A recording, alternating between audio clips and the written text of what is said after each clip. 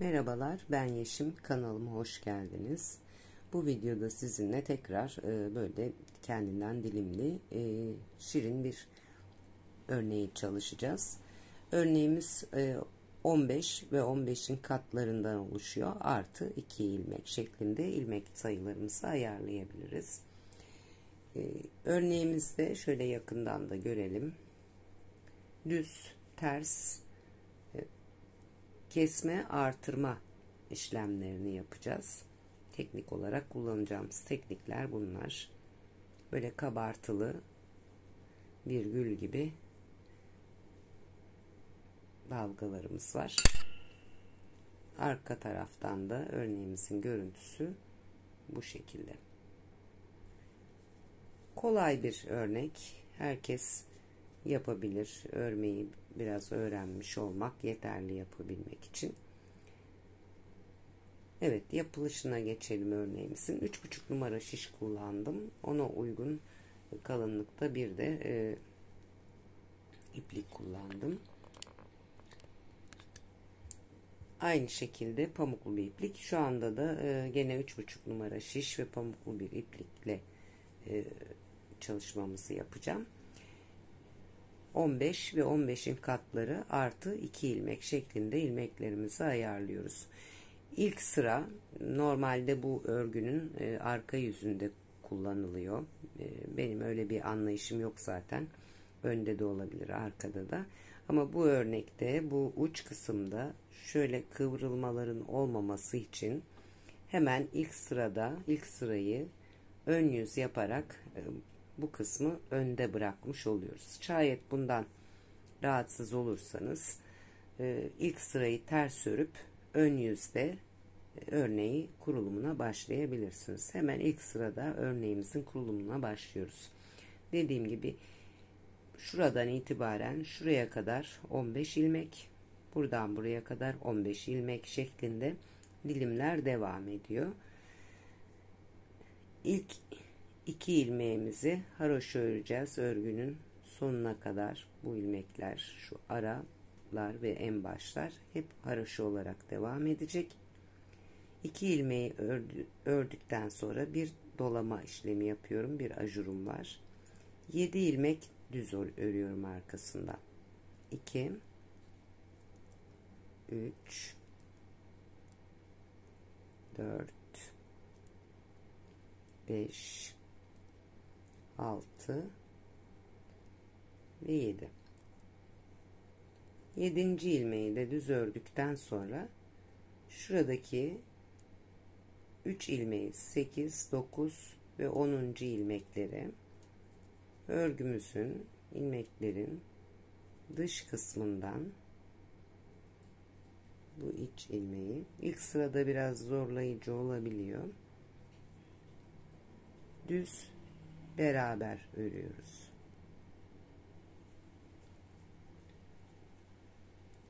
Şöyle ilmekleri bırakıp diğer şişin üzerine tek tek de atlatabilirsiniz. Üçünü birlikte almakta zorlanırsanız bu şekilde de örebilirsiniz. 2 düz ördük, bir dolama yaptık, 7 düz ördük, 3 ilmeği arkadan düz olarak beraber ördük. İpliğimi ön yüze alıyorum, bir ilmek ters örüyorum. Tekrar arka yüze geçiriyorum çünkü 2 ilmek daha düz öreceğim. 2 düz daha ördükten sonra buradaki bordürüme geldim. Bir dolama yapıyorum ajurum için. 2 ilmeği düz örüyorum.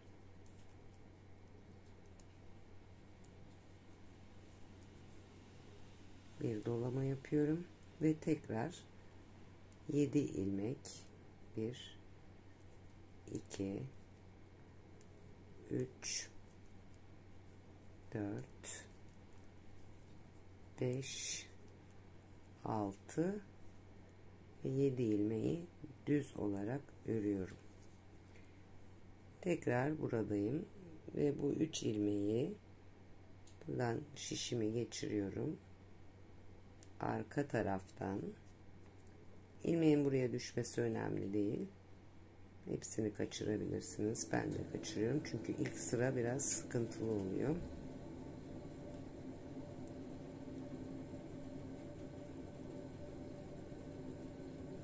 Bir.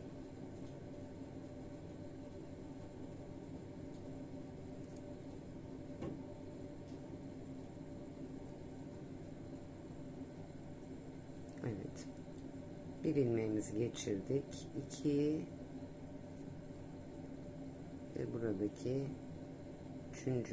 ilmeği de üzerinden geçiriyorum. Böylece 3 ilmeği bir arada örmüş oluyorum.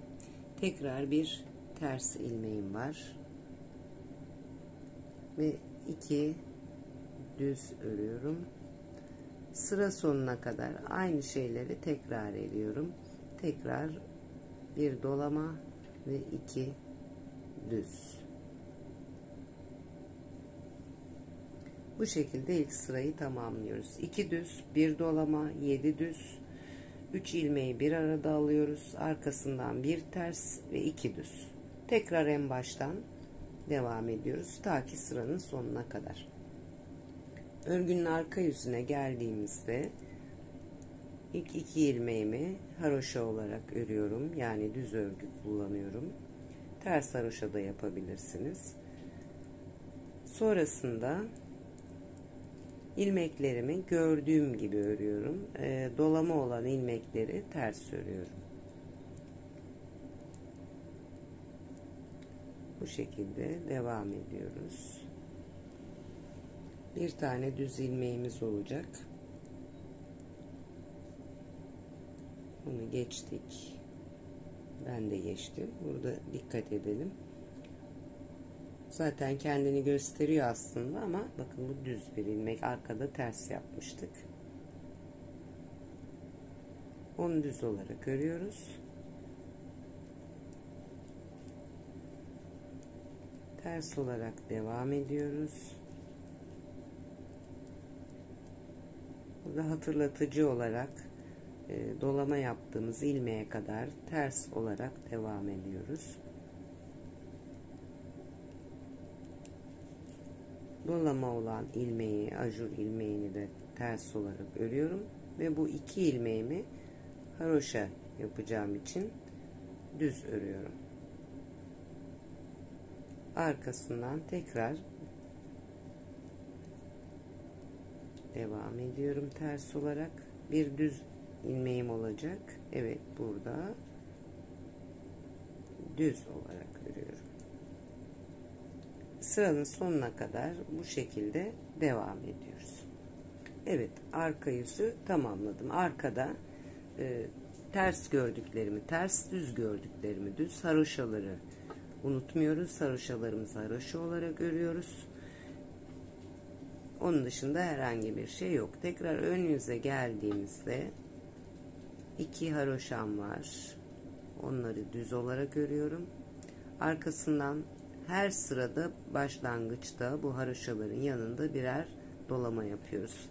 Haroşanın bir sağ tarafında bir sol tarafında dolamalarımız var. Başka bir yerde yok. Zaten bu şekilde de hatırlayabilirsiniz. Dolamamı yaptıktan sonra bu sefer 6 ilmek öreceğim. Geçen sırada, bir önceki ön sırada 7 ilmek örmüştük. Şimdi 6 ilmek örüyorum. 2, bir de dolamam var. Bunun haricinde 6 ilmeğim olacak. 3 ilmeğim oldu. 4, 5 ve 6. 6. ilmeğe geldikten sonra bu 3 ilmeğimi keseceğim. Artık kesme işlemlerini ilk sıra haricinde bütün ilmeklerin diğer şişime geçiriyorum. Yani bütün dediğim o 3 ilmeği.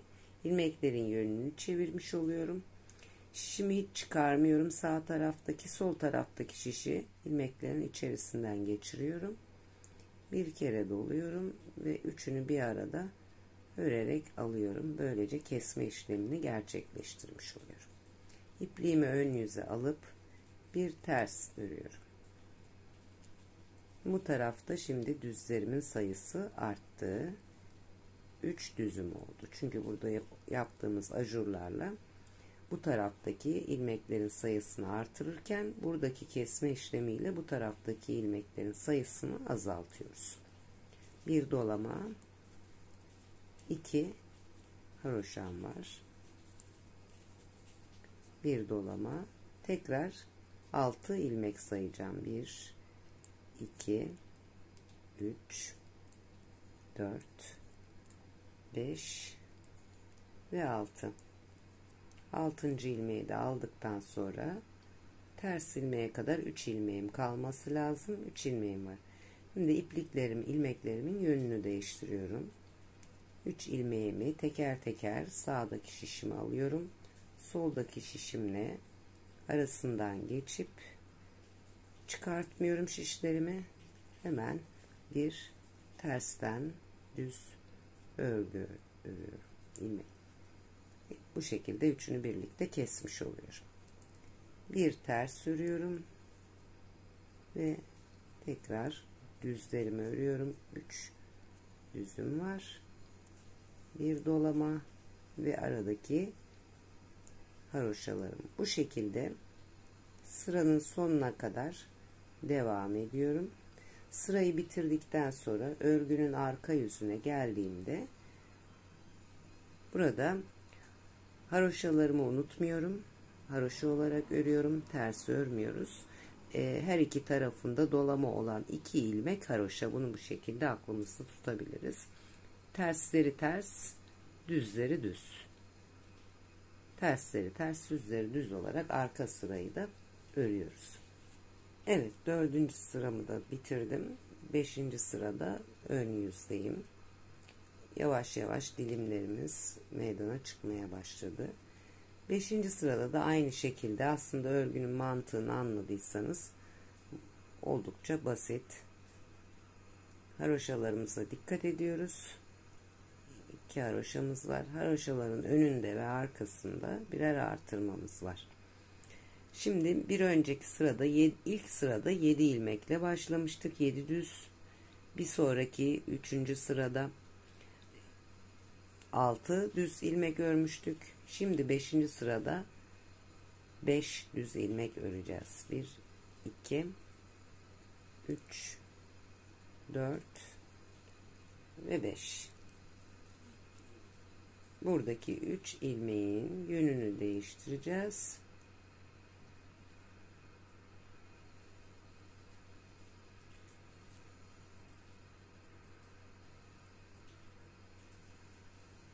Arkadan alıyorum. Düz örüp çıkartıyorum. Bir ters ilmeğimi örüyorum. Bu sefer ilmek sayımız bu tarafta 3'ten 4'e çıktı.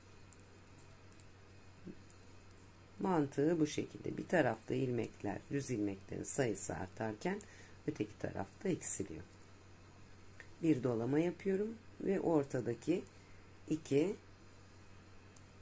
haroşamı örüyorum. Bir dolama yapıyorum ve 1 2 3 4 ve 5 düz ilmeğimi ördüm. Şimdi buradaki 3 ilmeğin tek tek yönünü değiştiriyorum.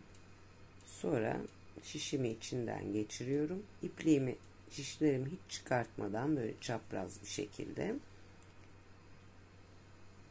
hepsini beraber çıkartıyorum. Eğer sıkı örüyorsanız bu sıkıntılı olabilir. Bu şekilde tek tek de 3 ilmeği şişteki diğer ilmeğin üzerinden atlatabilirsiniz.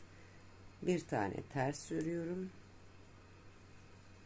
ve 2 3 4 5 tane düz örüyorum.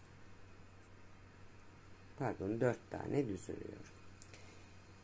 Bir dolama yapıyorum ve 2 haroşa. Bu şekilde sıranın sonuna kadar devam ediyoruz. Arka sırada da dediğim gibi ne görüyorsak onu örüyoruz. Evet, 6. sırayı da ördüm. Arka yüzde, ön yüzde 7. sıradayım. Her zaman yaptığımız gibi kenarda 2 haroşa ile başlıyorum. Bir dolama yapıyorum. 1 2 3 4. Bu sırada 4 ilmek düz örüyorum ve 4 ilmek düz ördükten sonra 3 ilmeğimi şişime alıyorum, çaprazlıyorum, üçünü beraber kesiyorum, bir ters örüyorum ve burada şimdi 1 2 3 4 5 tane düzüm oldu. Bu şekilde sıra sonuna kadar gidiyoruz. Evet, örgümün arka yüzünde de tersleri ters, düzleri düz olarak ördüm. Haroşalarımı da haroşa örerek ön yüze 9. sıradayız. Tekrar kenarda her zaman 2 ilmeğimi haroşa örerek başlıyorum. Bir ilmek artırıyorum. Her sırada birer eksilmiş olarak düz ilmeklerimi örüyorum. Bu sefer de 3 ilmek düz ördükten sonra kalan 3 ilmeğin yönünü değiştiriyorum. Her ön yüzde bu birer eksilerek geriye doğru gidiyor ve bir ilmek ters örüyorum. Burada ilmekler azalırken düz örgüde, burada ise çoğalıyor.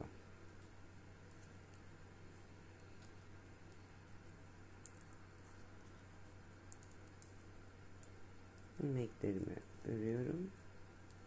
Haroşanın olduğu yere geldiğim zaman bir dolama yapıp haroşalarımı da örerek sıranın sonuna kadar aynı işlemi tekrarlayarak devam ediyorum. Evet, örgümün arka yüzünde de düzleri düz, tersleri ters, haroşaları da düz örerek örgümün ön yüzüne 11. sıradayım şu anda. Şimdi burada şu şekilde de takip edebilirsiniz. 1 boğum, 2 boğum, 3 boğum, 4 boğum, 5 boğum. 5. boğumu da yaptıktan sonra tekrar en başta yaptığımız şekilde yeni bir dalga çıkartacağız. Bunun için de artık bu dalgamız burada bitmiş oluyor. Tekrar 1. sıraya, yani 10 sıra tamamlandıktan sonra tekrar 1. sıradan yaptıklarımızın aynısını 11. sırada da yapıyoruz. Bir doluyorum. 1 2 3 4 5, tersleri de 6 7. Buradaki her şeyi tamamen burada kapatıyoruz. Yeni bir dalga çıkartacağız. Bunun için de 2 düz ördükten sonra bir dolama yapıp 7 ilmek örüyoruz. Şimdi buradaki 3 ilmeğimizin yönünü değiştirerek ikinci dalgamızın başlangıcını gerçekleştiriyoruz. Bir tane ters ilmeğimizi örüyoruz ve 2 düz ilmeğimizi örüyoruz. Burada ikinci düz ilmek ajurlu noktaya denk geliyor. Bu hep bu şekilde devam edecek. İlk sıra biraz değişik oluyor tabii ki ajurlar olmadığı için. Ortadaki 2 ajur, bir dolama ve 7 ilmek sayacağız. 2 3